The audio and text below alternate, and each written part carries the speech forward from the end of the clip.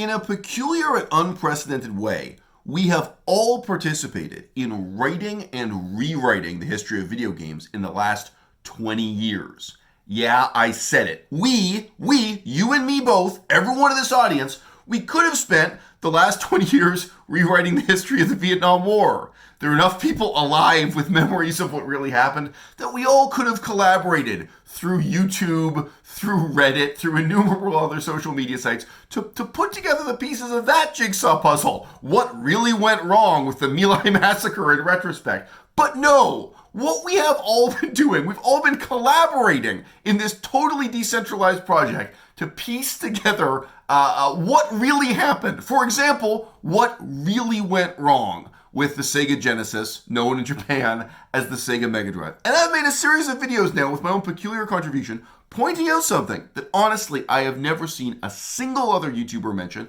I've never heard a single other podcast mention, and I've never seen any attention paid to this in any written article about the history of Sega as a company or the history of the 8-bit and 16-bit eras. This is the very point.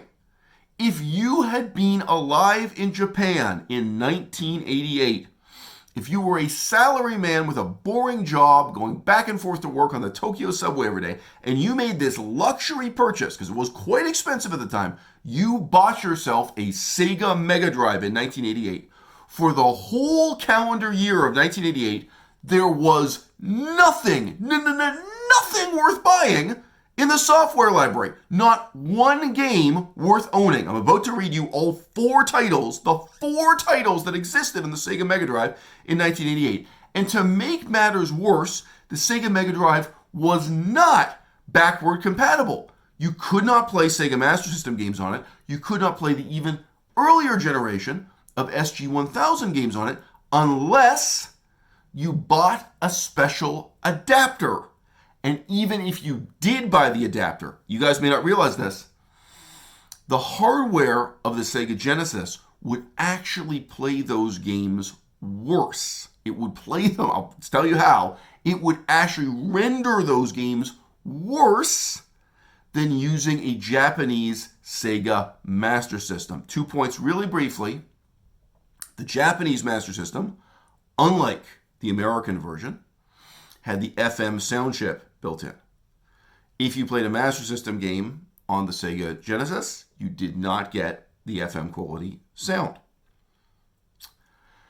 Japanese Master System had the rapid fire unit built in. You could press a button on the system, not on the controller, to turn rapid fire off and off, on and off. Sega Genesis didn't have that. And then inevitably, there's a little bit of a head-scratching question of how you cope with the pause feature and using the wrong controller. I don't like the Master System controller, but nevertheless, using a Genesis controller for Master System games is also not ideal. Okay, so that aside, you have this very expensive new hardware.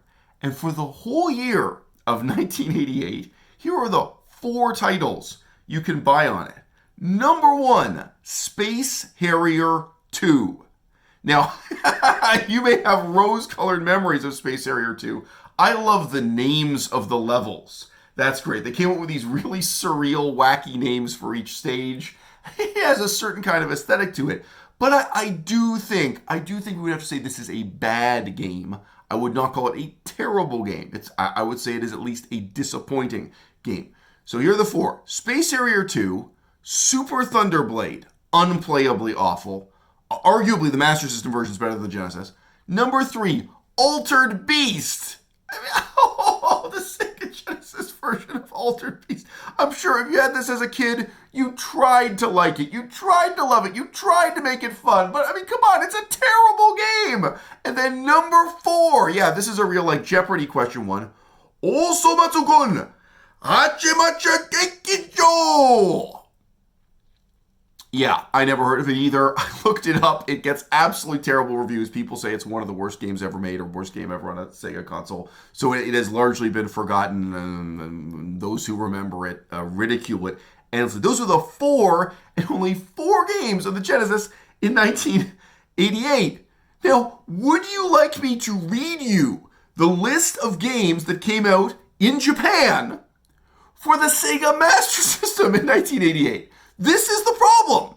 This is what Sega was doing. Now, in a later period, my critique, for whatever reason, is original. Nobody else has been looking at it this way. And really emphasizing the years 1988 and 1989 matter. They're of crucial importance to the history of 8-bit and 16-bit generations, the transition between them, and what the fate and destiny of Sega's government was. That's my emphasis.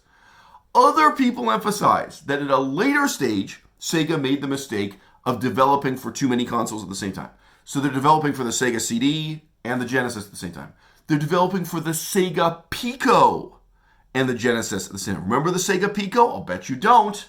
All right? They are developing for the Sega 32X and the Genesis at the same time and the Sega Saturn. So that critique is well established, that Sega had only so much talent and they're apportioning those people to too many different projects. Now, there's a middle period there. Do you remember Sega's internet service? Are they spreading themselves too thin by developing these games for this really early dial-up modem internet service? I think that's also an interesting point.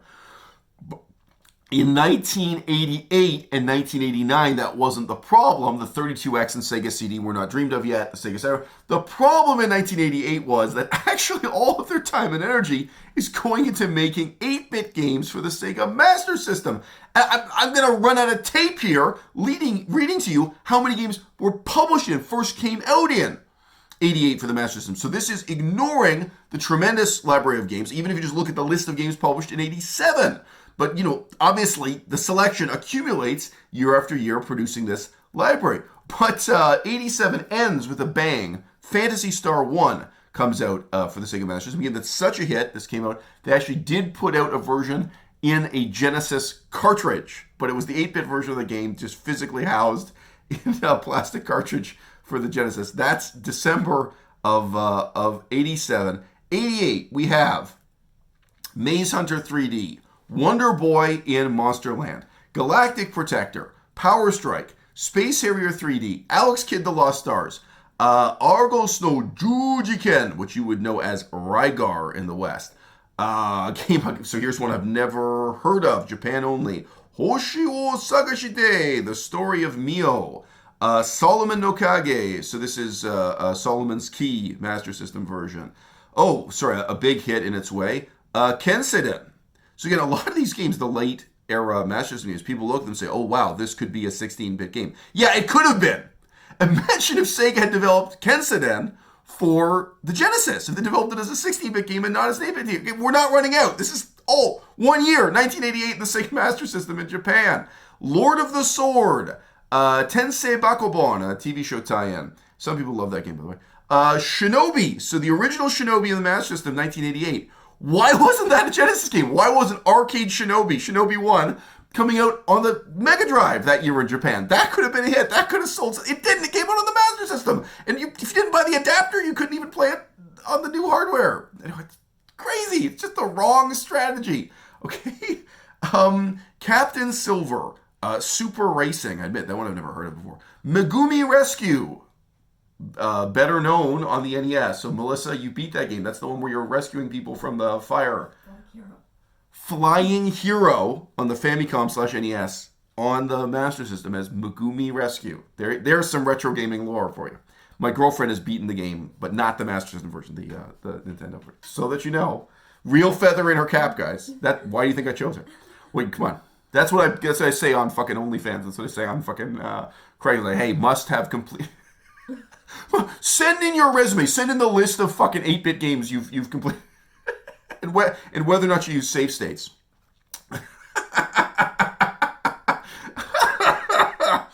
I'm not easy. Okay. Thunderblade, Master System version. Bubble Bobble, also known as Final Bubble Bobble. A lot of people love that version. The Sega Master System version say it's the greatest version ever. Matter of taste. Golvelius, Valley of Doom. Remember that one? 88 on the Sega Master System. So they're pushing all this. Okay? Nekyu Koshien, Spellcaster, which, in Japan, known basically as the, what's the word? Anyway, don't have to get into it. Spellcaster, and the Japanese version is significantly different, but what have you. Double Track. So, 1988, October of 1988, Double Dragon comes out for the Sega Master System in Japan. Imagine if they had instead made Double Dragon at the same October of 1988, if that had been developed for the Sega Mega Drive in Japan. Everything would be different. People would have been buying the Sega Mega Drive to play a 16-bit version of the arcade game Double Dragon, and instead it was coming out brand new on obsolete hardware on the 8-bit Sega Master System. R-Type, 1988 Sega Master System. You've got the Mega Drive on store shelves with only 4 games, 3 of which are terrible, and 1 of which is fucking Space Harrier 2, and you're publishing Double Dragon and R-Type for your defunct 8-bit console. It makes no sense. I'm sorry, I'm coming to the end of the list. We're not done yet. Ys, The Vanished Omens, also pronounced Yiz, of course. Cyborg Hunter, and then then into 1989, the Bomber Raid, last on the list. But that was it. But even Cyborg Hunter, that is calendar year 1988. Okay? So Sega made the wrong decision. My hypothesis is they assumed they would have the same kind of transition from the Sega Master System to the Mega Drive that they had with the transition from the SG-1000 to the Sega Master System, right? But they didn't, in part for the obvious reason that you couldn't just buy Master System games and play them on the Genesis. And then there were a lot of other obvious reasons that I don't have to fill in for you. If you have spent the money on it, again, at that time, very expensive, next-gen 16-bit hardware, you want 16-bit software that shows it off, okay? You can never come back from that. The mistakes Sega made in 1988 and 1989, if you were living through that period of time, 1 year is a long time. Okay? I'm saying to you sincerely, no matter how successful you think the Mega Drive was in Australia, in Brazil, no matter how successful you think this Sega Genesis was in the United States of America, of course, Mega Drive was also very successful in England, no matter how successful you think it was, say in 1996, you have to recognize it would have been far more successful globally if it had been successful in Japan in 88 and 89. Those were the crucial years that really mattered.